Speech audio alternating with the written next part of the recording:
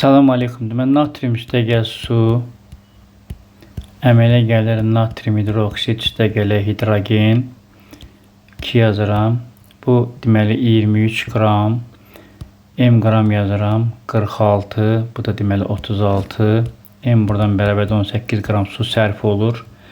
447-nin 18-i getdi. 447 çıx 18 bərabərdir 429 qram su. Bu zaman təzə həll olan əmələ gəlir. Yenə natrium köməyi ilə tapıram ki, M də buradan bərabərdir 40 qram natrium hidroksid. Sonra həmin natrium hidroksid reaksiya daxil olur dəmir 2 sulfatla dəmir 2 hidroksid üstəgəl natrium sulfat alınır. Bura 2 yazıram. Bu 40 qramdır. Bura 80 yazıram. Bu 76 qramdır. Dəmir 2 sulfat 56 bölü 96 152 qramdır.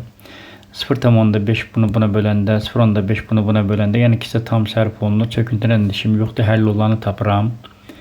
142-dir. 46 üstəgəl 96. Və istəyirsiniz natrium köməyi ilə, istəyirsiniz dəmir 2 sulfatın köməyi ilə tapın. Tənasüblə tapırsınız M bərabər 71 qram. 71 qram həll olan, artıq bu yoxdur. 429 qram su.